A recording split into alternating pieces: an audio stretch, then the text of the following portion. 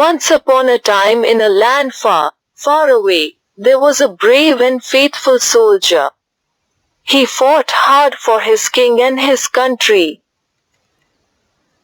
However, he had fought for so many years, and had been wounded so many times, that he could no longer carry a gun. When there was peace in the land, the king called him and said, "I cannot pay a man who does no work. I think you can go home now." With tears in his eyes, the poor soldier left the town, and walked out along a country road. He walked until it got dark, and he reached a thick forest. He saw a light in the forest, and when he went near saw that I came from a cottage in which lived an old witch. The soldier was brave and not afraid of witches. He was also hungry and thirsty. The old witch answered his knock at the door, but when he asked for food she looked at his uniform and said, "Oh no! I am not going to give anything to a deserter." But then she changed her mind and said, "In return for some food and drink, dig my garden tomorrow." Quote. The soldier agreed to her suggestion gladly. The next day the soldier worked with all his strength. When evening came the witch said, "You have not finished yet, I see. I will let you stay one more night, but tomorrow you will have to chop logs for my fire." The soldier worked hard chopping wood all the next day. In the evening the witch told him he could stay another night. "Tomorrow I have some light work for you," she cackled. "I want you to go to the bottom of the well behind my house and bring out my magic blue light. It never goes out, and it is mine."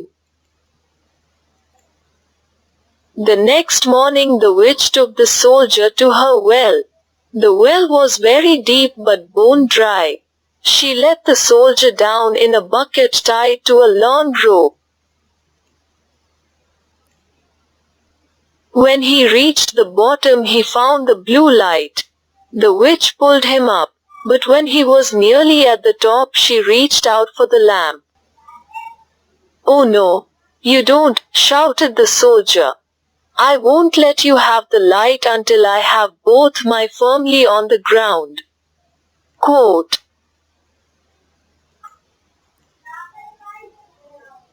The witch stamped her feet in anger and screamed at him, and let go of the rope. The soldier fell to the bottom of the well but fortunately landed on some soft moss. The blue light, still burning brightly, crashed down beside him. The brave soldier sat at the bottom of the well looking very sad indeed. He put his hand in his pocket and took out his chewing gum. There was some pieces left in the pack, and the soldier said to himself, "Well, at least I can have a pleasant time before I die." He lit the blue light to get some light, and at that very instant a strange-looking man appeared in front of him and said, "Oh master, what are your orders?" The soldier was most surprised. "Master, orders? Who are you and what are you talking about?" he asked. "I am your slave. I will do whatever you ask of me," replied the little man. "Oh well," said the soldier, "if that is so then first of all get me out of here." The little man took the soldier by the hand and led him through a small door. They walked down a long passage where there was heaps of gold coins on either side. The little man told the soldier that the coins belonged to the witch. The soldier filled his pockets with the coins. "This is light work that I like," he said to himself, grinning broadly. They walked along the passage and up some stone steps. They soon came to the top of the well and the soldier said, "Now go and tie up the witch and take her to the judge." The little man went off and returned a short while later and said, "I have done as you ordered, master. The witch has been hanged. Now, what are your orders?" "None, at the moment," said the soldier.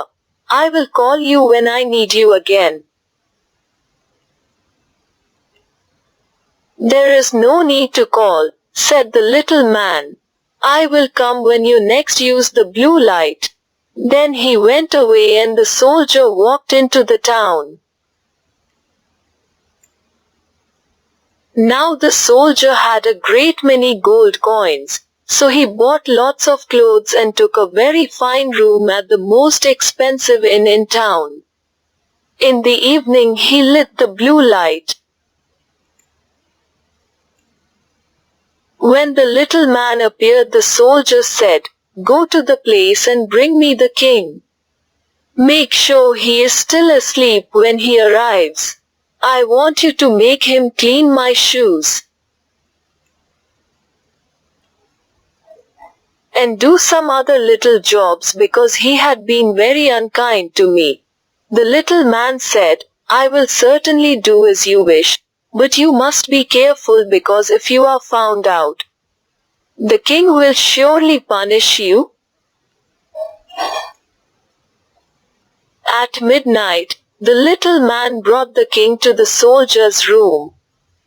The king was still fast asleep, but the soldier made him clean his coat, polish his boots and do lots of others little jobs.